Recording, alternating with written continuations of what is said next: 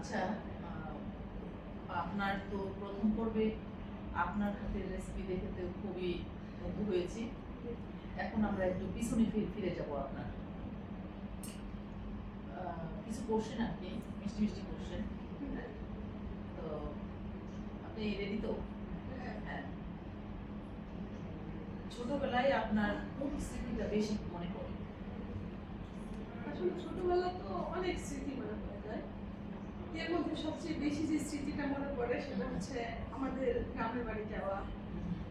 আমাদের বাসা ছিল অনেক বড় এবং আমরা ভাই বোন অনেকগুলো। আমরা চাচাতো কাজিন যে 34 ভাই বোন আমাদের বাচ্চা ছিল। তো সেই সময় স্মৃতিগুলা যখন আমরা এক্সাম শেষ করতাম, অ্যানুয়াল এক্সাম, তারপর আমরা যখন দাদি বাসায় যেতাম, সবাই মিলে যে আনন্দ এবং ওই বাসায় ঘুমানোর জায়গা থাকতো না। আচ্ছা, কে কোথায় ঘুমাবে, এতগুলো ভাই বোন একসাথে হইলে যা হতো আর কি। কেউ হয়তো ঈদের পরে বিশেষ করে শ্বশুর বাড়ি থেকে যারা বিয়ে হয়ে গেছিল তারা আসতো, আমরা যেতাম শহর থেকে, আমার ওখানে আরো যারা ভাই বোন আছে তারা আসতো। মানে তখন একটা অন্যরকম ফিলিংস ছিল। এটা এখন আমি মিস করি। আমাদের সেই পুকুরে গোসল করা, সেই আমাদের বাসার পেছনে একটা শেওড়া গাছ ছিল। আচ্ছা, প্রচন্ড ভয়ঙ্কর গাছ। আমরা পেছনে যাইতেও ভয় পাই না, কিন্তু সবাই মিলে আবার ওই গাছের নিচে যখন ভাই বোনেরা যেতাম ওই গাছের নিচে আমরা আচ্ছা, আচ্ছা, এগুলো কথা মনে করি। খুব। আমি এখন আমি বিদেশে এসে আমি ওই গাছটাকে ফিল করি। এবার আমি যখন দেশে গেছি, আচ্ছা, ওই গাছের নিচে, গাছটা এখন নয়, হ্যাঁ ওই গাছের নিচে আমি গেছি, দেখতে গেছি। সেই গাছটা এখন আর নয়, কিন্তু প্রচন্ড ভয়ঙ্কর গাছ ছিল ওইটা। হ্যাঁ, সবই আমাদের জীবনে ওই স্মৃতিগুলো। এখন আমাদের বাসার যে অবস্থা, যে বাসায় আমরা 34 ভাই বোন ছিলাম, এখন সে বাসায় আর কোনো মানুষ থাকে না, সবাই সবার মতো জীবন নিয়ে সবাই সবার মতো ব্যস্ত হয়ে গেছে। আচ্ছা, দাদিরা মারা গেছে, দাদি মারা গেছে, বড়ম্মা মারা গেছে, বড়প্পা মারা গেছে, কেউ নাই। আচ্ছা, আচ্ছা, তো অনেক স্মৃতি আছে। তো যাই হোক, আমার নেক্সট, মায়ের হাতের কোন খাবারের স্বাদ এখনো মানে ভুলতে পারেন না? জন্ম থেকে তো মায়ের খাবার খেয়ে আসছি। হ্যাঁ, কোন সাতটা কথা বা সবটাই মায়ের প্রিয় খাবার। এর মধ্যে স্পেশাল যেটা মায়ের হাতের গরুর মাংস। আমার মা খুব সুন্দর গুলিয়ে বানাইতে পারে। আমার মা ঈদের আগের দিন বিশেষ করে চালের রুটি দিয়ে, আমরা ঈদের দিনে চালের রুটি খাই, সেক্ষেত্রে আমার মা ঈদের আগের দিন আর কি দুধিয়া যেটা ওটা বানায় অনেক ভালো। ওটা ছিল আপনার মায়ের? ওটা যে কোনো হোটেল রেস্টুরেন্টের জিনিসটাকে আমার মা ফেল করবে। এটা ছিল আপনার মায়ের স্পেশাল খাবার। আচ্ছা, আচ্ছা, মায়ের কোন গুণটা আপনি জীবনে ধরে রাখার চেষ্টা করেন? ধৈর্য। মাশাআল্লাহ, আসলে প্রত্যেকটা মাই কিন্তু বলে যে ধৈর্য ধরে জীবনে সাকসেস পাওয়া। আমার মা সেটাই বলতো, আসলে ধৈর্যই মানুষের জীবনে উন্নত করে। ধৈর্য। আমার মা প্রচন্ড। Thank you. আচ্ছা, যাই হোক, প্রতিটা মেয়ের জীবনে এরকমই সিমিলার জিনিস হয়। তো আপনি তো বাবা মা পরিবার থেকে যখন আসলেন, নতুন একটা পরিবারে বিয়ে হয়ে, তখন সবকিছু কিভাবে মানিয়ে নিয়েছিলেন? আসলে সে জায়গায় আমি বলবো যে একমাকে ছেড়ে আরেকমাকে পেয়েছিলাম। আমার শাশুড়ি অত্যন্ত ভালো এবং আমাকে কখনো বুঝতে দেয়নি আমি ছেড়ে দেবো। আমার অনেকে ননদের জ্বালায়, আমার ননদেরা আমার জন্য অনেক বড়, আমার হাজবেন্ডের সবাই বড়। সেক্ষেত্রে তারাও আমাকে, মানে তাদের মেয়ের বয়সে আমি একটা হচ্ছি, তারা আমাকে সেরকমভাবে ঠিক করেছে। আমার সেরকম অসুবিধা হয়নি। আমার হাজবেন্ড অনেক সাপোর্টিভ ছিল, তার সাথে আমার বেশি শাশুড়ি সাপোর্টিভ ছিল। আমার শাশুড়ি আপনার তো প্রতিটা মেয়েরই সংসার জীবনে অনেক দায়িত্ব থাকে, তাই না? যেমন বাচ্চা মানুষ করা, ঘর বাড়ি ক্লিন করা, অনেক সংসারে অনেক, মানে শ্বশুর বাড়িতে অনেক ননদ, দেবর, ভাসুর, হাজবেন্ড, সবারই একটা দায়িত্ব, তাই না? তুমিও মানে একটা একটা একটা নতুন যখন সদস্য হয়, মানে বউ হয়ে যখন আসা হয়, তখন একটা নতুন মেম্বার, একটা গুরুত্বপূর্ণ, তাই না? তো তখন সবার চাহিদা পূরণ করা, সবার দায়িত্ব পালন করা, তখন কি আপনার মনে হয় যে আপনার যে নিজের যে আছে না, যে শখের একটা জিনিস থাকে, সেই জিনিসটা কি আপনি কি মিস করেন নাকি মানে মনে হয় না যে আমি আমার শখের জিনিসগুলো পালন করতে পারছি না, আমি আমার নিজের মতো করে আমার শখটা পূরণ করতে পারছি না, আমি আমি আমার শখগুলোকে হারিয়ে ফেলছি, এরকম কি মনে হয় আপনার? এটা হচ্ছে ডিপেন্ড করে। যখন আমি শ্বশুর বাড়িতে ছিলাম তখন অনেক শখে হয়তো হয়েছে, হয়তো শাশুড়ির লজ্জায় বা আরো যারা আছে তাদের লজ্জায় হয়তো অনেকটাই আমি ইগনোর করে গেছি বা পূরণ করতে পারি না। এখন আমি বাইরে থাকছি, এখন আমার আলাদা সংসার, আমার 2 বাচ্চা, হাজবেন্ড নিয়ে। তবে আমার হাজবেন্ড চেষ্টা করে সব শখগুলো পূরণ করে বা আর কি। আর মাঝে মাঝে কিছু শখ থাকে যেগুলো হয়তো নিজের লজ্জায় বা বলতে পারি না, বা হয়তো পূরণ হয় না বা সময় না হলে পূরণ করতে পারি না। হ্যাঁ, এটা আসলে মেয়েরা কিন্তু একটু চাপা স্বভাবেরই থাকে, বিশেষ করে বাবা মার বাড়িতে যেটা চিল্লায় বলা যায় কিন্তু শ্বশুর বাড়িতে বলা যায় না, তাই না? অনেক দায়িত্ব থাকে। আপনার জীবনের সবচেয়ে খুশির মুহূর্ত কোনটা? খুশির মুহূর্ত ছিল যখন আমার বিয়ের 6 মাস পর আমার হাতে চলে আসে। তো তখন তো একটা মেয়ে একা থাকলে যেমন হয়, আমিও সেরকম একাই ছিলাম। আমি যেদিন ভিসা পাই, আমি ভিসা পাইছি 3 বছর 8 মাস পর। এটা ছিল আমার জীবনের সবচেয়ে খুশির মুহূর্ত। বাহ, কারণ আমরা যখন আমাদের বিশেষ করে আমাদের এলাকা, আমি যে এলাকায় থাকি সেই এলাকায় তো বিদেশে মানুষ থাকে।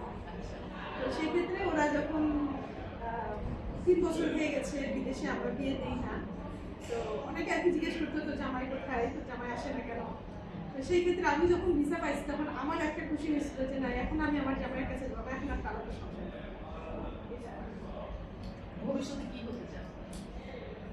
ভবিষ্যতে তো এক সময় স্বপ্ন দেখতাম ডাক্তার হবো, তারপরে স্বপ্ন দেখলাম ডাক্তারে চলে গেল, তারপরে ইকোনমিক্স নিয়ে অনার্স করলাম, আচ্ছা, তারপরে আমি চিন্তা করলাম যে ব্যাংকার হবো, এবারে ব্যাংকারও চলে গেল, যখন আমি বিদেশ চলে আসলাম। এরপরে এখন আমার স্বপ্ন আমার বাচ্চাগুলোকে মানুষ করব, আমি নিজে কিছু করব, এটা এখনো স্থির করি নাই যে কি করব, তবে কিছু একটা করবো।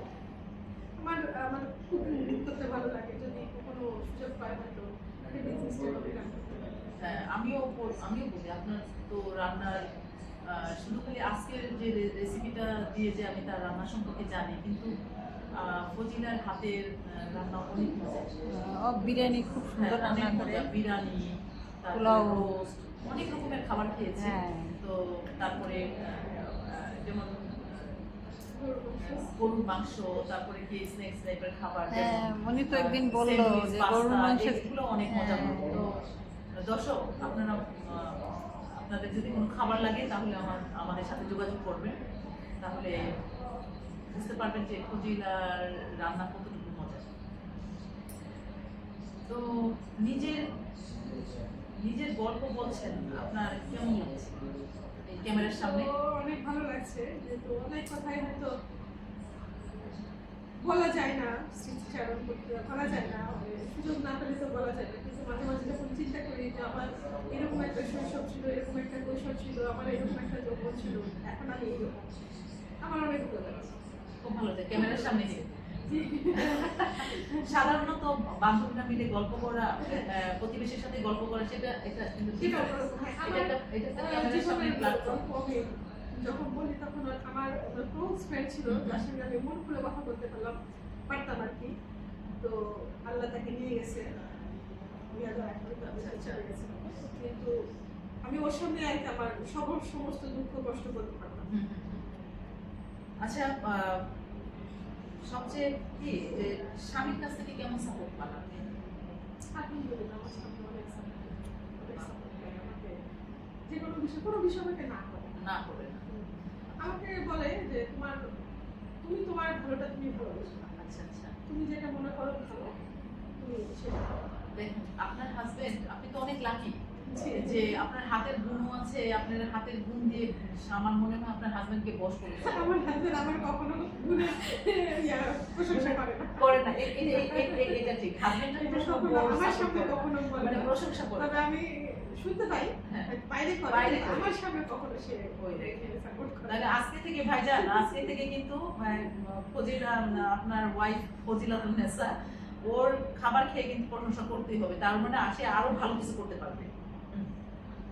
আচ্ছা, এখন আমার এটা খুব জানার ইচ্ছা যে আমি তো তোমাদের নিয়ে সামনের দিকে এগিয়ে যাচ্ছি। তো উইমেন্স ক্রিয়েশনে যে মেম্বার হিসাবে তুমি তো রেগুলার মেম্বার, তো এই আপনার মানে অনুভূতিটা কি? আপনি কতটুকু সাপোর্ট পাচ্ছেন উইমেন্স ক্রিয়েশন থেকে? ইন্সপিরেশন আমাদেরকে অনেক সাপোর্ট করে। এই যে আমরা যখন ঘুরতে যাই তখন আমরা একে অপরের সাথে বিভিন্ন খোঁজ গল্প করি, হাসি করি, গান গাই, নাচ করি। আমাদের খুশি যেটা আমরা শেয়ার করতে পারি। হয়তো বাসায় থাকলে একা একা মনে থাকতাম। জি জি। অনেক সময় আমরা হয়তো এই কারণে আমরা অসুস্থ হতে পারি যদি আমরা মনের কথা না বলতে পারি, মনের ইচ্ছাগুলো পূরণ করতে পারি। ডিপ্রেশন। তো সেই ক্ষেত্রে আমরা ডিপ্রেশনও চলে যেতে পারি। কিন্তু আমরা যখন বাইরে আসি, আপার সঙ্গে আমরা এক্সারসাইজ করছি, বাইরে যাচ্ছি, ট্যুর করছি, অনেক ফানি টাইম যায়, বুকিং করছি, এটা অনেক অনেক ফানি টাইম যায়, অনেক ফান করি আমরা এই সময়গুলোতে। তো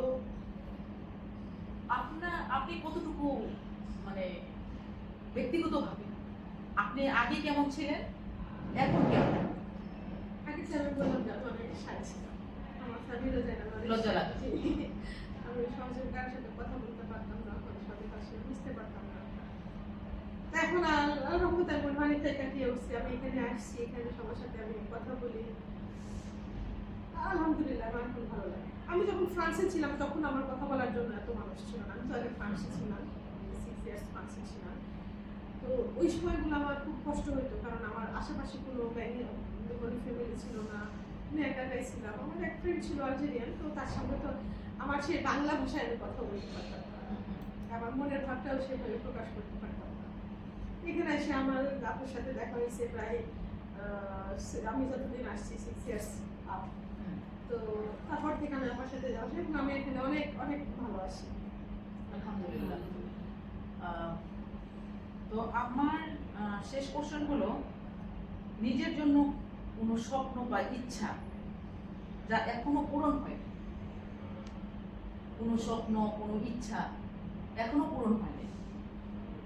এরকম ইচ্ছা অনেক স্বপ্ন তো আছে, চলে গেছে, আমার মনে করতে পারছি না। তবে ইচ্ছা আছে জীবনে পড়াশোনা করে আরেকটু নিজেকে ডেভেলপ করা। ইনশাআল্লাহ আপনি পারবেন।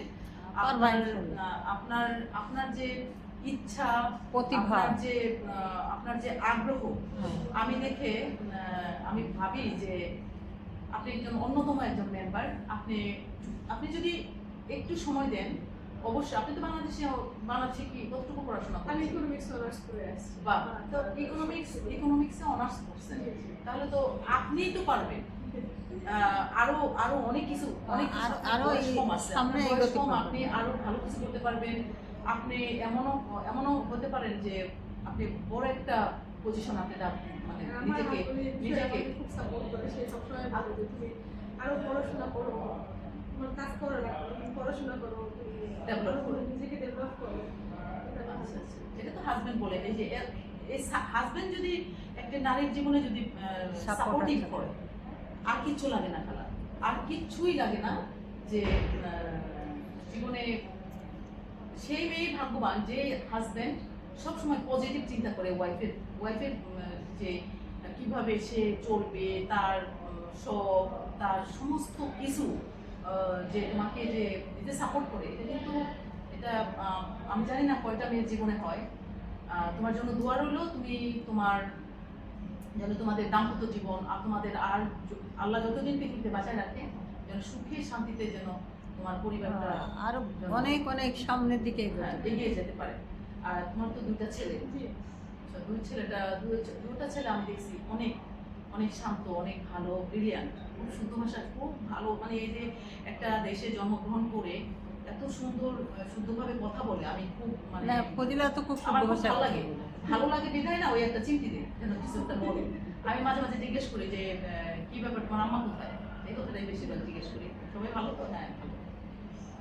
তো ফজিলা, তুমি আমাদের এখানে গেস্ট হিসেবে আসছো। আমি এভাবে করে কি আমি প্রতিটা বোনদেরকে আমি চাই এভাবে এসে তার মনের কথাগুলো বলুক, তার হাতের একটা রান্না, একটা রেসিপি দেখা, এটা যে কোনো যেটা তার পছন্দ মতো। তো তুমি কি চাও যে এইভাবে নারীরা এসে ক্যামেরার সামনে কথা বলে নিজেকে ইমপ্রুভ করুক? আমি অবশ্যই চাই যে আমার মতো সবাই আসুক, আসে তাদের জীবনের অভিজ্ঞতা তারা শেয়ার করবে। শেয়ার করি। লজ্জা পেলে চলবে? আমাদের এই দেশে থাকলে লজ্জা পেলে চলবে? লজ্জা পেলে দেশে আসে লজ্জা পেলে এদেশে চলবে। আমরা একটা এটা প্রবাসে বড় থাকি, কাজে এদেশে করতে লজ্জা পেলে চলবে না। নিজেদের জব খুঁজতে হবে, নিজেদের কম্পিউটার শিখতে হবে, নিজেদের ড্রাইভিং শিখতে হবে, নিজেদের এমন আমি চাই যে আমার 19 মেয়েরা যেন প্লেন চালায় আকাশে একদিন। এই যে সামনে আমাদের আরেকটা নতুন প্রজেক্ট আসতেছে সাইক্লিং। এই সাইক্লিংটা কিন্তু এক্সারসাইজ এবং আর এটা সাইকেল চড়া একটা আলাদা একটা ব্যাপার, আলাদা একটা মানে অনেকের স্বপ্ন থাকে আমি একটু যদি সাইকেল চালাতে পারতাম। আবার অনেকে লজ্জা পায়, এই লজ্জা পেলে চলবে না, আমাদের সামনের দিকে এগিয়ে যেতে হবে। লজ্জা পেলে তো এসে পিছনে ঠিক চলে গেল, ফজিলা- সামনের ঠিক দিকে। ফজিলা আগে যেরকম ছিল এখন সে সাহসী নারী। দর্শকদের উদ্দেশ্যে কিছু বলো। আমি এখন বলবো যে আমরা যে ওমেন্স ট্রেডিশনের পক্ষ থেকে আপনাদের কাছে বলবো যে এটা অনেক একটা ভালো গ্রুপ আমাদের হেলথের জন্য এবং মাইন্ডের জন্য। হ্যাঁ। আপনারা এখানে আসবেন, এসে একদিন আসবেন, আপনাদের ভালো লাগবে। আপনারা আসবেন, আপনারা জয়েন হবেন এবং আমরা আমাদের সাথে এনজয় করবো। ইনশাল্লাহ এখানে বিভিন্ন এক একটা নারী এক একটা মানে গুণে ভরা, এই গুণের কথা বলে শেষ করা যাবে না।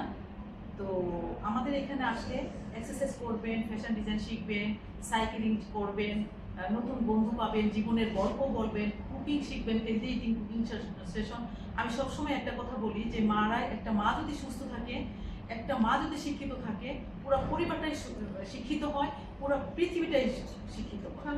হ্যাঁ, ফ্যামিলিটাই সুস্থ থাকে, হেলদি থাকে। তো আপনারা শারীরিক মানসিক দিক থেকে আপনারা যেন মানে কি বলবো সুস্থ থাকেন। আশা করি আপনারা আমাদের ভিডিও দেখার পর আপনিও একদিন আসার আগ্রহ জন্মাবে। এই বলে আজকে আমি আমাদের জীবনের গল্প বলা শেষ করলাম। ধন্যবাদ সবাই।